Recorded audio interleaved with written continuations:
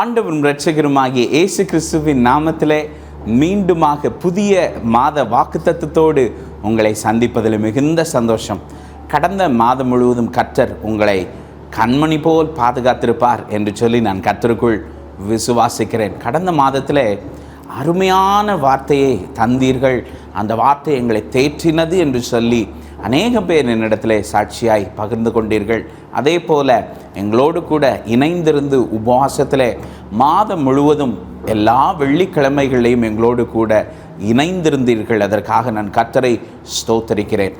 வருகிற வெள்ளிக்கிழமை, அதாவது நாளைய தினத்தில் நமக்கு உபவாச நாள் இருக்கிறது. உங்களுடைய ஜெப விண்ணப்பங்களை தெரிவிப்பீர்கள் என்று சொன்னால் கர்த்தர் அந்த ஜெபத்துக்கு எல்லாம் பதில் தர வல்ல தேவனாய் இருக்கிறார். கடந்த மாதத்தில் நடந்த ஒரு சில அற்புதமான காரியங்களை நான் சாட்சியாக உங்களிடத்தில் பகிர்ந்து கொள்ள விரும்புகிறேன். ஒரு தாயார் தன்னுடைய வயிற்று பகுதியில் மிகவும் வேதனையாக இருக்கிறது, எனக்கு உடனடியாக ஜெபிங்கள் என்று சொல்லி 1ஆம் தேதி இரவு 11 மணிக்கு என்னிடத்தில் தொலைபேசியில் தொடர்பு கொண்டார்கள். நானும் உடனடியாக இயேசுவின் நாமத்தில் இந்த பிரச்சனை நீங்குவதாக என்று சொல்லி கட்டளை கொடுத்து ஜெபித்தேன். பாருங்கள், மறுநாளே அந்த சகோதரி சொன்னார்கள், நேற்று தினத்தில் நீங்கள் ஜெபித்து 1/2 மணி நேரத்தில் முற்றிலுமாக அந்த வயிற்று வலி மாறி போனது, அற்புதமாக கர்த்தர் எனக்கு சுகம் தந்தார் என்று சொல்லி அந்த தாயார் என்னிடத்தில் பகிர்ந்து கொண்டார்கள். இன்னொரு சகோதரி தன்னுடைய மகளுக்காக CA படிப்புக்காக எக்ஸாம் எழுதியிருக்கிறாள். என்னுடைய மகள், அவளுக்காக ஜெபியுங்கள், நல்ல மார்க்கில் பொசிஷன் கிடைக்க வேண்டும் என்று சொல்லி கேட்டார்கள். அவர்களுக்காக தொடர்ந்து ஜெபித்தோம். ஜெபித்தது போல அந்த மகள் நல்ல மார்க்கில் பாஸ் ஆகியிருக்கிறாள் என்று சொல்லி அந்த தாயார் சாட்சியாக சொன்னார்கள். அதே போல் நாகர்கோவில் பகுதியிலிருந்து ஒரு குடும்பத்தினர் திருமணத்துக்காக அநேக நாட்களாக ஜெபித்து கொண்டிருக்கிறோம், எங்களுக்காக ஜெபிங்கள் என்று சொல்லி இந்த மாதத்தினுடைய ஆரம்பத்தில் அவர்கள் ஜெபிக்க கேட்டார்கள். என்ன ஆச்சரியம் பாருங்கள், இந்த மாதத்தில் 17ஆம் தேதி அவர்கள் தொலைபேசியில் தொடர்பு கொண்டு சொன்னார்கள், பாஸ்டர் ஜெபித்தது போலவே ஒரு நல்ல துணைவியை என்னுடைய மகனுக்கு ஆயத்தப்படுத்தியிருக்கிறோம், அதனால் நீங்கள் வர வேண்டும் என்று சொல்லி அவர்கள் என்னை அழைத்தார்கள். கர்த்தர் இப்படியாக எத்தனையோ காரியங்களில் அற்புதம் செய்திருக்கிறார். நான் சாட்சி சொல்லி போவேன் என்று சொன்னால் இந்த நாள் முழுவதும் போதாது. ஆனால் இந்த சாட்சிகளை எதற்காக சொல்லுகிறோம் என்று சொன்னால், உங்களுடைய விசுவாசம் ஆண்டவருக்குள்ளே பெருக வேண்டும். சாட்சிகள் நமக்குள்ளே ஒரு நம்பிக்கையை கொண்டு வருகிறது. அதற்காக இந்த பாஸ்டரிடத்தில் சொல்லிவிட்டால் எல்லாமே நடந்துவிடும் என்று சொல்லி அல்ல. நாங்களும் மாம்சத்தில் இருக்கிறவர்கள் தான், ஊழியம் செய்கிறவர்கள் தான். அநேக நேரத்தில் எங்களுக்கும் நாங்கள் ஜெபிக்கிற காரியங்களில் அற்புதங்கள் நடக்கவில்லை என்கின்ற கேள்விகள் இருந்தாலும் கேள்வி கேட்பதற்கு நமக்கு அதிகாரம் இல்லை. நமக்கு ஒரே ஒரு காரியம்தான் கற்றுக் கொடுக்கப்பட்டிருக்கிறது, கர்த்தரை விசுவாசிக்க வேண்டும். நாங்கள் செய்கிறதெல்லாம் உங்களுக்காக ஜெபிக்கத்தான் மாத்திர முடியும். அற்புதம் செய்கிறது தேவன் தான். ஆமென். அதனால நீங்கள் கர்த்தர் மேலே விசுவாசத்தோடு எங்களோடு கூட உபவாச நாட்களில் இணைந்திருங்கள். கர்த்தர் உங்களை ஆசீர்வதிப்பாராக. அதே போல் இந்த ஊழியத்தில் நீங்கள் பங்காளராய் மாற விரும்பினீர்கள் என்று சொன்னால், உங்களுடைய உதாரத்துவமான காணிக்கை அனுப்ப வேண்டும் என்று சொன்னால், நீங்கள் இப்பொழுது பார்க்கிற அந்த தொலைபேசி எண்ணுக்கு நீங்கள் ஜிபே மூலமாகவோ ஃபோன்பே மூலமாகவோ நீங்கள் உங்களுடைய உதாரத்துவமான காணிக்கை நீங்கள் அனுப்பி இந்த ஊழியத்தை நீங்கள் தாங்கலாம். இந்த உன்னதமான ஊழியத்தை நாங்கள் தொடர்ந்து செய்வதற்கு அது ஆசீர்வாதமாக இருக்கும். தேவனுடைய வார்த்தைக்கு நேராக, வாக்குத்தத்தத்துக்கு நேராக நாம் கடந்து செல்வோம். வேதத்தை திருப்பி வைத்து கொள்ளுங்கள். யோவான் 16ஆம் அதிகாரம் 20ஆம் வசனம் இப்படி சொல்லுகிறது, மெய்யாகவே மெய்யாகவே நான் உங்களுக்கு சொல்லுகிறேன், நீங்கள் அழுது புலம்புவீர்கள், உலகமோ சந்தோஷப்படும். நீங்கள் துக்கப்படுவீர்கள், ஆனாலும் உங்கள் துக்கம் சந்தோஷமாய் மாறும். ஹல்லேலூயா. அநேக பேர் நினைக்கலாம், என்ன பாஸ்டர் இந்த வாக்குத்தத்தத்தினுடைய ஆரம்பமே என்ன சொல்லுகிறது என்று சொன்னால், அழுது புலம்புவீர்கள் என்று சொல்லியிருக்கிறதே என்று சொல்லி. உண்மைதான். அநேக சூழ்நிலை நம்முடைய வாழ்க்கையில் வரும்பொழுது நாம் அழுது புலம்பி கொண்டிருக்கிறோம். ஏன் இந்த காரியம் என்னுடைய வாழ்க்கையில் நடந்தது, ஏன் இந்த போராட்டத்தை கர்த்தர் எனக்கு அனுமதித்தார் என்று சொல்லி நாம் அழுது புலம்பிக் கொண்டிருக்கிறோம். ஆனால் இந்த வசனத்தில் ஒரு விசேஷம் என்னவென்று சொன்னால், உங்கள் துக்கம் சந்தோஷமாய் மாறும். கர்த்தர் சொல்லுகிறார், உன்னுடைய அழுகை மாறும். பிரியமானவர்களே, நம்முடைய வாழ்க்கையில் அழுகையின் காலம் வரும் பொழுது நமக்குள்ளே ஒரு பெரிய சோர்வு ஏற்படுகிறது. ஏன் இப்படிப்பட்ட அழுகையின் காலம்? இந்த யோவான் 16ஆம் அதிகாரத்தை நான் தியானிக்கும் பொழுது இது எதை குறித்து சொல்லப்பட்டிருக்கிறது என்று சொன்னால், இயேசு என்ன சொல்லி சீஷர்களிடத்திலே பரமேறுகிறார் என்று சொன்னால், அதாவது தேவனிடத்திலே போகிறார் என்று சொன்னால், நான் திரும்ப ஒரு தேற்றவாளனை ஆயத்தம் பண்ணி உனக்கு அனுப்பி வைத்து விட்டுத்தான் அதற்கு பின்பாக நான் பரலோக ராஜ்யம் சென்று உங்களுக்காக ஒரு வாசஸ்தலத்தை உருவாக்கப் போகிறேன். இதை நினைத்து நீங்கள் அழுது புலம்ப வேண்டாம். ஏனென்று சொன்னால், சீஷர்கள் இயேசுவோடு அநேக இடங்களில் பிரயாணப்பட்டு போனார்கள். அங்கங்கே அற்புதங்கள் நடந்தது, அதிசயம் நடந்தது. ஆனால் இப்பொழுது இயேசு அவர் மரித்து 3ஆம் நாள் உயிர்த்து எழுந்து விட்டார்.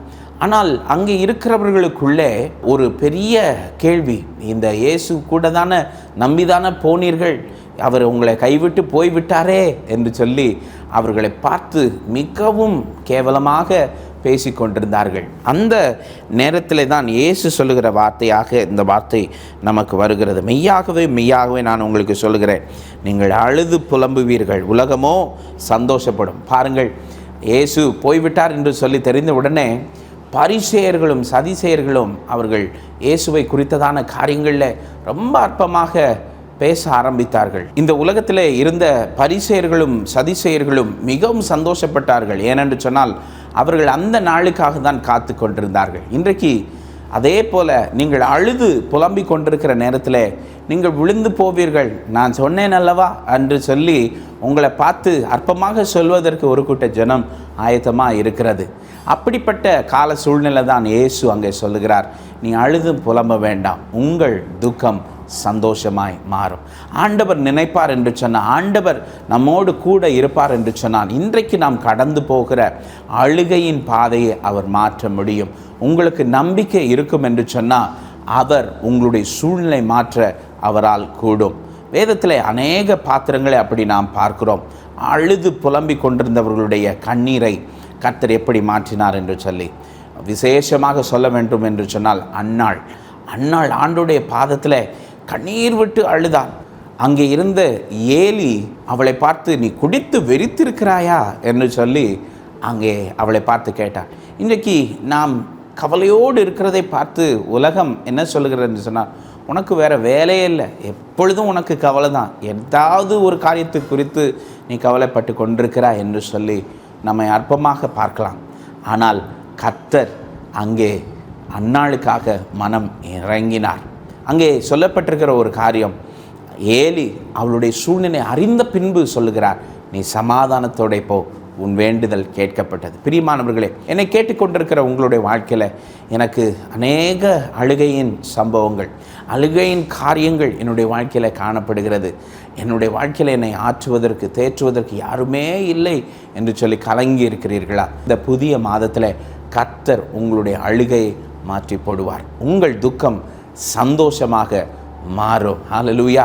அது எப்பொழுது நம்முடைய இருதயத்தில் நம்முடைய வாழ்க்கையில உயிர் பெறுகிறது என்று சொன்னால், அந்த வார்த்தையை முழுமையாக நம்பும் பொழுது. ஹல்லேலூயா. கர்த்தர் சொல்லுகிறார், இந்த மாதத்தில் எந்தெந்த காரியத்தை குறித்து நீ அழுது கொண்டிருந்தாயோ அவைகள் எல்லாவற்றையும் நான் சந்தோஷமாக மாற்றுவேன்.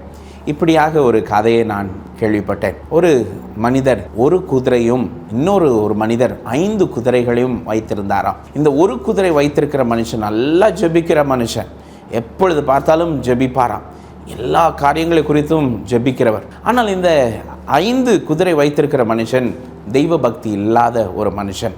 அப்படிப்பட்ட ஒரு சூழ்நிலையில் இந்த ஒரு குதிரை வைத்திருக்கிற அந்த மனுஷனுடைய குதிரை திடீரென்று சொல்லி வியாதிப்பட்டு மிகவும் சோர்ந்து போயிருந்தது. உடனே இந்த 5 குதிரை வைத்திருக்கிற மனுஷன் வந்து சொன்னாராம், நீ கடவுளை நம்புகிற என்று சொல்லுகிற, ஆனால் உனக்கு ஏற்படுகிற தோல்விகளை பார்த்தா எனக்கு ஆச்சரியமாக இருக்கிறது என்று சொல்லி அற்பமாக பேசினாராம். உடனே இவர் அழுது புலம்பினார். அடுத்த 2-3 நாட்களில் அந்த குதிரை ஜீவன் பெற்றது. உடனே இவருக்கு சந்தோஷம் வந்துவிட்டது. பரவாயில்ல, நம்முடைய ஜெபம் எல்லாம் கேட்கப்பட்டு விட்டது என்று சொல்லி நினைத்து கொண்டிருக்கிற நேரத்தில் 3ஆம் நாளில் அந்த குதிரை அவருடைய இடத்தை விட்டு எங்கேயோ காட்டுக்குள்ளே ஓடி போய் விட்டது.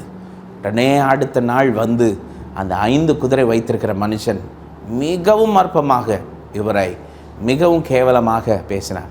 நீ இந்த கடவுளை நம்பி உனக்கு என்ன பிரயோஜனம் என்று சொல்லி அவரும் சோர்ந்து போய், ஏன் ஆண்டவரே, எனக்கு இருந்த ஒரு ஆசீர்வாதமும் என்னை விட்டு போய் விட்டதே. இன்றைக்கு அநேகம் பேர் நீங்கள் நினைக்கலாம், என்னுடைய வாழ்க்கையில் இருந்த ஒரு நன்மையும் நான் பார்க்கவில்லை, என்னுடைய வாழ்க்கையில் நான் நன்மையே பார்க்கவில்லை என்று சொல்லி நீங்கள் கலங்கி வேதனையோடு இருக்கலாம்.